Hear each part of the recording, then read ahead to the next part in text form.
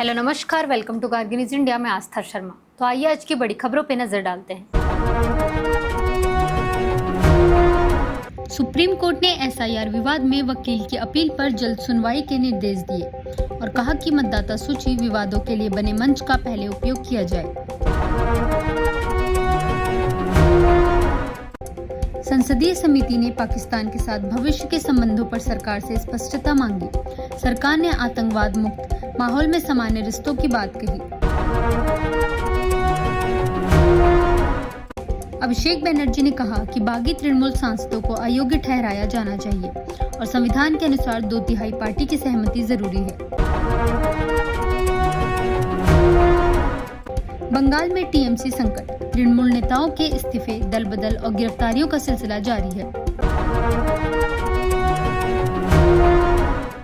नागपुर के एक छात्र को गलती से अबू धाबी परीक्षा केंद्र आवंटित हुआ। एनटीए ने नया एडमिट कार्ड जारी करने का आश्वासन दिया।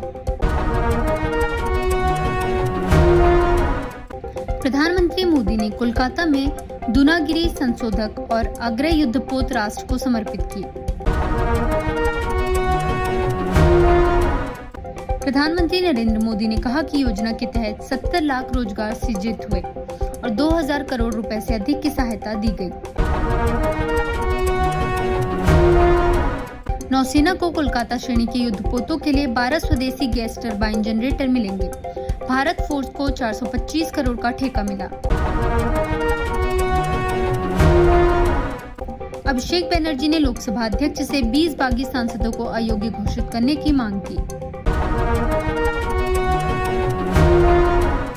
अमित शाह ने एफआईआर से सजा तक 3 साल में न्याय सुनिश्चित करने और जांच में एआई के उपयोग पर जोर दिया।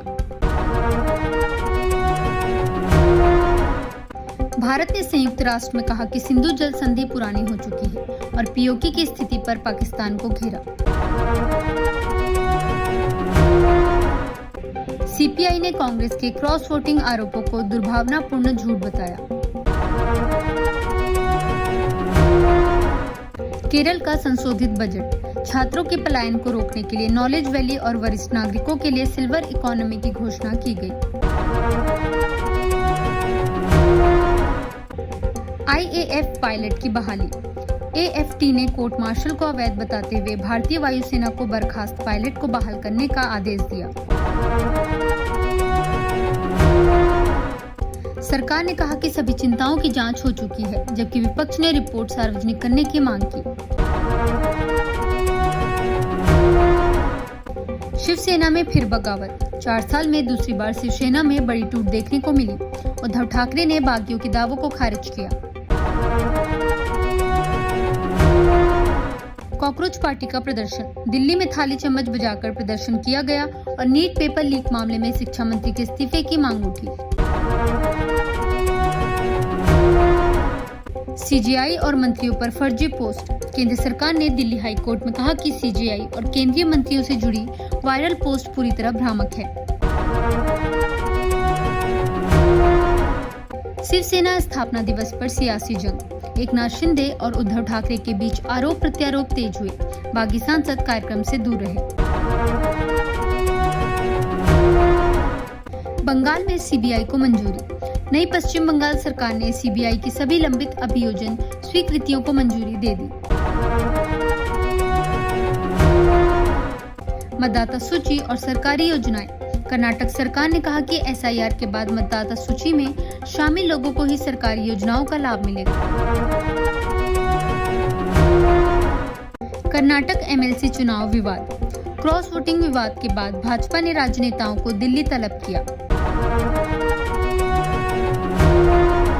ट्रंप ने मोदी की तारीफ की। डोनाल्ड ट्रंप ने नरेंद्र मोदी को अपने पसंदीदा और प्रभावशाली नेताओं में से एक बताया।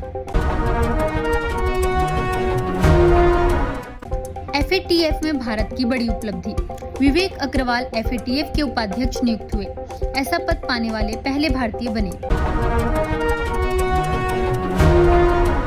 कोलकाता एयरपोर्ट पर हंगामा, अभिषेक बनर्जी के आगमन से पहले एयरपोर्ट पर हाथापाई हुई। समर्थकों ने भाजपा समर्थक पर आरोप लगाया।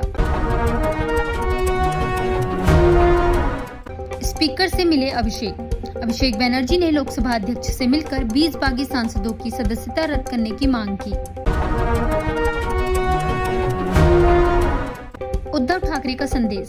उद्धव ठाकरे ने कहा कि यदि कार्यकर्ताओं को उन पर भरोसा नहीं है तो वे पद छोड़ने को तैयार हैं।